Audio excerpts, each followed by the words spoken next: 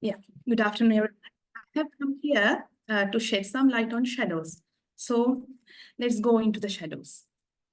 Yeah, so don't get alarmed. This is what the lung looks like when you are infected with Aspergillus. Right. So my topic is aspergillosis, Aspergillus lung disease. So what is Aspergillus? It is a ubiquitous species that is found in everywhere, right? It is the ubiquitous presence where Aspergillus fumigatus is the most commonest organism we see. And other than that, we have Aspergillus flavus, teres, and niger. So it is responsible for spectrum of diseases depending upon the host immune state varying form, which I will talk in later in my slides. So the outline would be there are spectrum, that's a spectrum of disease we are talking about. So allergic bronchopulmonary aspergillosis, aspergillomyine chronic lung cavity, chronic pulmonary aspergillosis in immunocompetent patients, and invasive pulmonary aspergillosis in immunocompromised patients. So please don't forget to say hi, the small fellow there. Yeah. So why aspergillosis and why Aspergillus lung disease? So you should know the burden of the disease. So here, the annual incidence of chronic pulmonary aspergillosis is estimated to be 3 million cases in the world, over 2,500 people. The case fatality rate associated with aspergillosis has been reported to be 20 to 72%. So you can see this wide gap, right? And depending on the underlying conditions of the patient. So we don't have much studies that implies. And in Sri Lanka, yes, in 2015, there has been a study, and it has said that it's a serious public health problem, and anticipated cases of allergic bronchopulmonary aspergillosis is 10,344. By applying a rate of 6%, this number would rise to 21,600. So you know the burden of this problem. So the diagnosis of pulmonary aspergillosis relies on the presence of clinical, radiological, and microbiological criteria. So it's a bit complex. So it poses a diagnostic challenge. So due to the modest sensitivity and specificity of diagnostic tests, also a therapeutic challenge. Due to the limited therapeutic options, significant drug interactions, and adverse events, and emergence of resistance. So this is a spectrum, as you see, the clinical spectrum, where you find the desensitization of Aspergillus species, and then how it goes, like in the invasive chronic Aspergillus, there's an immunocompetent patient, how the Aspergillus acts as, and then when it comes to the immunocompromised state, how it goes. So I will explain to you the consequence. So be aware, Aspergillus is marching and it's happening in silence. So yeah, it's interconnected. So we don't know. Aspergillus comes from one like ABPA. It can go into aspergilloma, and it can go into subacute invasive aspergillosis. And then again, patient can present with subacute invasive aspergillosis, which can go into ABPA. So this is a bit interconnected. There's no uniform pathway of Aspergillus marching, which is not predictable. So what is invasive pulmonary aspergillosis? As per the term, invasion, something is invading. It is characterized by progression of infection across the tissue planes. One characteristic feature is vascular invasion with subsequent infarction and tissue necrosis. So it sounds a bit bad. Presumably, fungal cell surface components binds to the vessel wall components, including the basement membrane, extracellular matrix, and cellular constituents, and can cause ischemia and infarction of structures distal to invaded artery. So the small fellow you said hi is not a good, it's a small fellow, but not a good fellow. So risk factors includes corticosteroids, most common systemic immunodepressant, diabetes, alcoholism, CLCD, and malnutrition. The diagnosis of invasive pulmonary aspergillosis is graded according to the scale of probability. As you all know, as I have already mentioned, we don't have a definitive, it's a bit, diagnosis is a bit complex. So we have categorized into possible disease, probable disease, and proven disease. So there are criteria to support the diagnosis of invasive aspergillosis. We have a host criteria, as we all know, immunosuppressive conditions such as hematological cancer, which we are frequently dealing with, apart from the transplantation, treatment in immune modulating agents, etc. So clinical criteria is a suggestive radiological pattern on CT chest, like nodules, mass, halo signs, and air presence signs. Mycological criteria. So if the host criteria and clinical criteria are met, but other two criteria are not met, it comes under the category of possible invasive pulmonary aspergillosis. So what is probable? Probable means you have to include another criteria more, that is mycological criteria, where there's possible direct examination of culture in non-sterile sites like bronchoalveolar lavage or bronchial aspirator sputum, and positive galactomannan and or PCR. So it can be either in the serum or bronchoalveolar lavage. And the diagnosis is confirmed by the proof of invasion by doing a histological proof. So yes, this is just for some interest sake, I have put this. How do you find what are the radiological features of aspergillosis? That you see in the CT, you get the halo sign. It's a distinctive, if you don't know what is halo sign, is a distinctive zone of halo surrounding a round of pulmonary mass having an attenuation lower than that of the center of the mass, but higher than that of the surrounding lung parenchyma. So I think you all can imagine how it looks like, but I will show. And air prison formation or cavitation, usually multiple cavities, often thick wall, and adjacent pleural thickening is often present. And multiple small inflammatory masses or clusters of floppy nodules can also be present. So what if, so what is the natural history? So then if you just keep the aspergillus, invasive aspergillosis as it is, what will happen is they can go into the aggressive form, and that's going to be very much detrimental to the patient. So natural history of the infection can be altered. It can be altered if aggressive treatment is started early. Yeah. So what are the non-culture commercialized diagnostic tests available for invasive pulmonary aspergillosis? Is galactomannan, beta-D-glucan, that was done at MRI for some time back, but these days they are not doing it, and Aspergillus DNA. So the sensitivity and specificity, I don't ask you to rely on this because there are so many meta-analyses, and then this is the best result I got from. There are about 15 studies, and 15 studies show different sensitivity and specificity, but depending on the patient's number, I have taken the specific pattern here. So what is allergic? So coming to the march now, we have started from the invasive pulmonary aspergillosis, and Aspergillus is marching now to the allergic bronchopulmonary aspergillosis. So allergic bronchopulmonary aspergillosis is an endotype of allergic lung disease, similar to but more severe than uncomplicated asthma. So it looks like it comes like an asthma, but more complicated, caused by Th2 dominated immune response provoked by endobronchial growth of filamentous fungi in individuals with innate host immune defects, primarily affecting people with severe allergic asthma or cystic fibrosis. If left untreated, what happens? If you leave asthma untreated, yeah, it can go into permanent damage. Likewise, if it is left untreated, it can cause progressive structural damage. In 90% of the cases, Aspergillus fumigatus is a causative agent, and ABP appears to be more prevalent in South Asia than in many other regions of the world. Yeah, the pathogenesis, again, yes, because of the sensitization and IgE mediated reaction. Yeah, it occurs. So the diagnosis of ABPA, there has been a struggle to come to a proper criteria since 1979, and I have brought you newborn criteria, fresh criteria, and infant criteria to you. That's a Delphi consensus guidelines, which was just released in February 2024. So yeah, this is the Delphi Consensus Working Group report. So that's called the ISHAM criteria.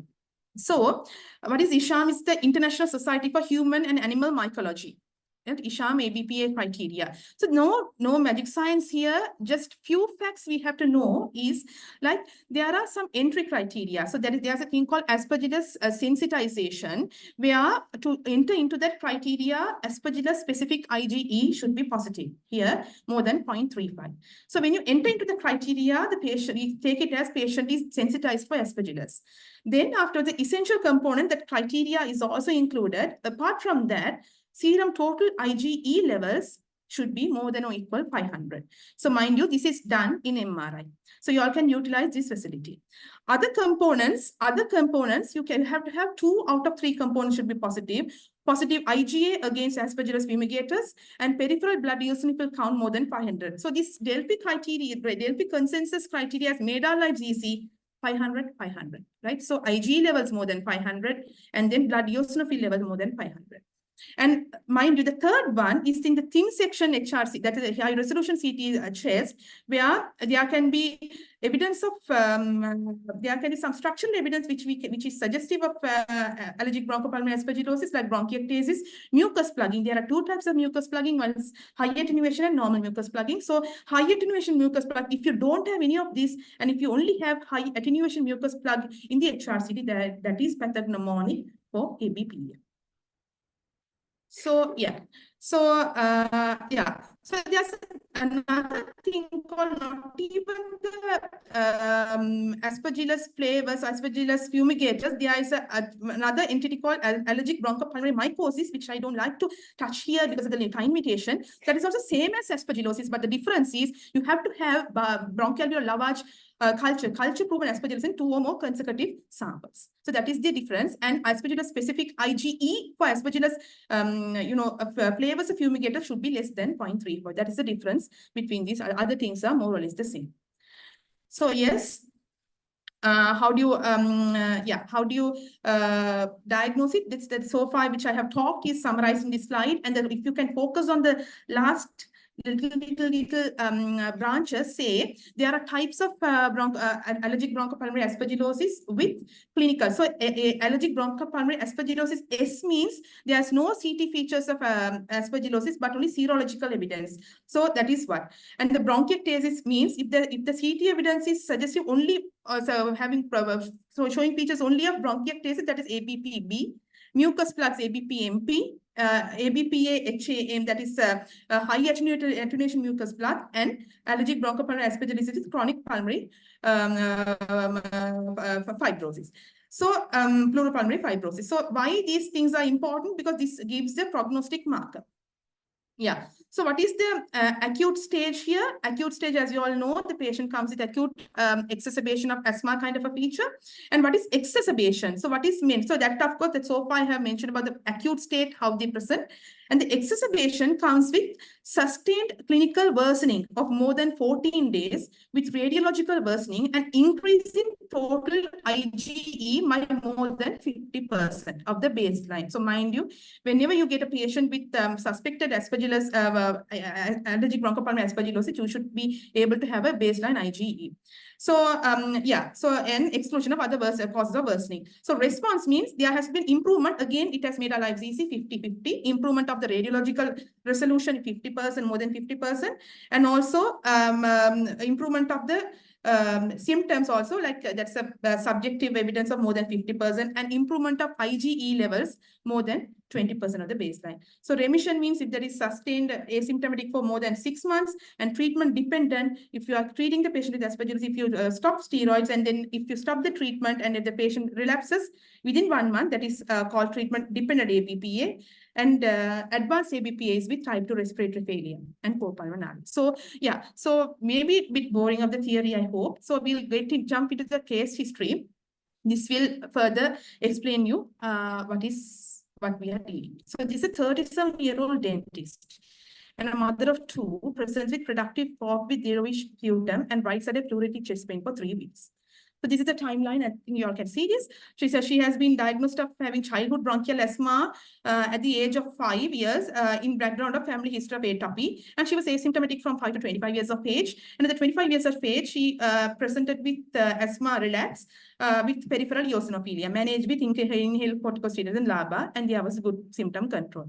And then in 2012, that 8 years back, she had an episode of epistaxis at the age of 33 and managed for sinusitis. And in 1 year later, managed for lower respiratory tract infection in a local hospital and found to have peripheral eosinophilia. Why this peripheral eosinophilia has been there? You can see where it starts. So this is the chest X-ray. As you all can appreciate, there is a shadow, right? There's an obvious shadow on the left side. It's a kind of a dense consolidation. And HRCT chest shows some mucus plugging. As you all, if you all can appreciate, there's a cursor I can show. Yeah. So this is the area of bronchiectasis with mucus plugging, and there are a few, you all can see my cursor, I think, few 3 in-butter pacifications you all can see.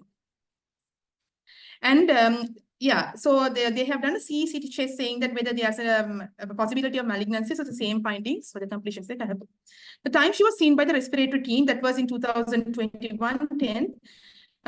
She came with persistent dry cough and wheezing, and pyogenic culture was negative, TB ruled out, and we investigations under the sun. Serum galactomannan was positive, Aspergillus antibody was slightly positive, total IgE was 2,360, the magic figure more than 500, and fungal culture was negative, HRCT chest, yes. And in 2000, so her symptoms were less troublesome. So we didn't think of starting on antifungal. She presented with chronic sinusitis with sinus polyp and underwent FES, and it showed chronic inflammation and no fungal growth. But again, in 2022 October, she presented with the left side shadow. She presented newly emerging right side shadow. So you can see the comparison. Sorry, there's some interruption here. You can see the comparison where earlier there was a left side shadow, which has now disappeared, and there's a newly emerging right side shadow present. So HRCT chest done. So this is a very beautiful picture. You can see there's a textbook case where you can see the finger in glove appearance here, and high attenuation mucus plug here. And there are some central bronchiectasis with peripheral bronchiectasis as well, and there is a bit of a tree in bud opacification here. So yes, so what's the diagnosis? We had a dilemma. Why this dilemma occurred? Like, so features suggesting ABPA is background history of bronchial asthma, total IgE more than 500, high attenuation mucus plug in CT. Features suggesting subacute invasive aspergillosis is positive serum galactomannan. So that is why the galactomannan was misleading. And features suggesting ABPM, yes, just disregard it because I'm not going to talk about ABPM at the moment. So features not favoring ABPAs, Aspergillus specific IgE status was not known. So it was not done. It's not freely available. It is only available in private sector. It's very high cost. And screen prick was not done during that time, even though it's been done nowadays at Jayadepura Hospital. Features not favoring subacute invasive aspergillosis is not immunocompromised, and tissue diagnosis was not made. So we treated with dilemma. Actually, it turned to be a good result. We treated with dilemma. We started on voriconazole 200 BD, and there was a good resolution noted. So you can see, obviously, there's a good resolution. And in 2023, again, 2 months after stopping that, she again presented with same symptoms, and then it was sky high, and with Aspergillus too. So we have a diagnosis here, and now you can see there's newly emerging shadows, which is rounded here. So diagnosed to have definitive bronchopulmonary aspergillosis. So why this time she had Aspergillus specific IgE was there for us to diagnose. So yes, we diagnosed. But we started on itraconazole, which later converted to voriconazole due to intolerability, along with steroids. Mind you, the steroids and itraconazole combination is no longer recommended according to the new guidelines. So management is, so when you see the management of ABPA, not recommended to treat as asymptomatic ABPA patients, systemic therapy. If they are asymptomatic, don't treat with systemic therapy. And it, ABPA-S means only serological evidence. If there's any poorly controlled asthma evidence, you can treat. And you have to start with low to moderate dose of steroids, 0.5 milligram per kilogram, go up to 4 weeks, and then you can start tapering off over the span of 4 months. Itraconazole as initial therapy if the systemic glucocorticoids are contraindicated. And then oral voriconazole also, it doesn't have any place as a first-line therapy. So after initiation, you have to do repeat serum IgE levels 8 weeks after initiation, and you are expected to see a 20% drop in serum total IgE in order to call it a successful treatment. So yes, out of interest, this is how the antifungals where it works. So amphotericin, it actually makes a hole in the cytoplasm, and which makes the leak of potassium and sodium. By that, it induces a cell death. And then ergosterol is the where we targeted therapies are given. So azoles and even voriconazole, itraconazole, everything acts on the ergosterol pathway, which will cause cell death of the fungus. Yeah, these are 3 drugs you had. So yes, due to the time constraints, I'm just skipping this slide. So you know, the systemic steroids is prednisolone is used as a first line. And second, if that is contraindicated, you go for itraconazole, the antifungal second line. Second line drugs are the anti-IgE, this monoclonal antibodies. Omalizumab is the drug which is in practice. So yes, yeah. So management summaries, newly diagnosed ABPA, start with glucocorticoids, follow up chest X-ray and IG in 8 weeks, and then if the response, stable for 6 months remission. Exacerbation, you again start on oral corticoids or itraconazole, but mind you, the third exacerbation, you have to start combination. Yes, again, invasive pulmonary aspergillosis, antifungal therapy. Yeah, this is a summary of that. So how you, what are the types of and how you treat. Yes. So here, invasive, apart from itraconazole, voriconazole, azoles, we start on polyenes as well, liposomal amphotericin B. And there are some novel antifungal agents. Sorry if I have pronounced it in an incorrect way. Olorofim and Foxmagnopix, that is in the phase 2 trial range, and it has some hope in the horizon. So my take-home messages are variety. Aspergillus lung disease vary from severity to prevalence. Risk factors, immunocompromised status, underlying lung conditions increase the risk. Symptoms range from cough and wheezing to fever and hemoptysis. Diagnosis involves clinical evaluation, imaging, serological and microbiological tests. Diagnosis challenging includes diagnosis is complex due to overlapping disease types and manifestations. Treatment is with antifungal medication and sometimes surgery used. Prognosis outcomes depend on the disease type and patient health. So these are my references. Thank you. Thank you very much. Again, giving the time and for that very extensive that we have touched everything and it's time for the questions.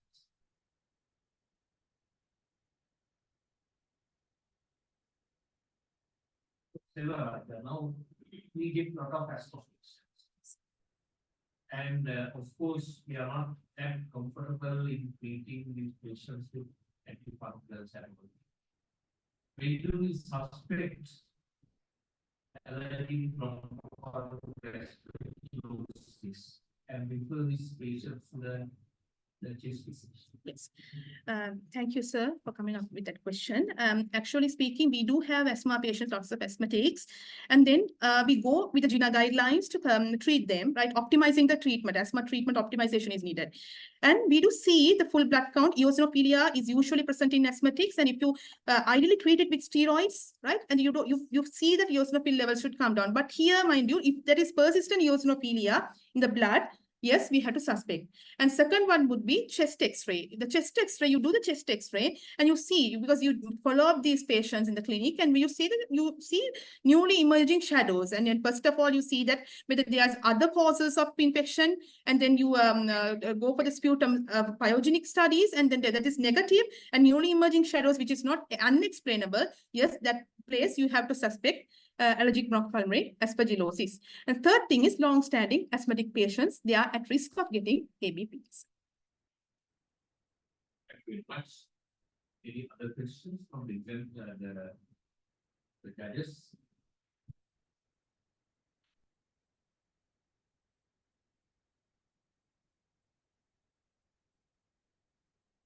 Now we treated with the antifungals, and you were speaking about biologics. So, in the advanced treatment sectors, do they treat biologics forgetting the antifungals because of their high side effects? Yes, sir. Antifungals. Here in the newest guideline, with so many discussions are going on regarding that, but so far they are not recommending it as the first-line therapy. So here the biologics are needed with the patients who have treatment-dependent ABPA, where even after stopping it, steroids and antifungals, the patient relapses. That's a place where they go for biologic treatments. Thank you very much. In the absence of any more questions,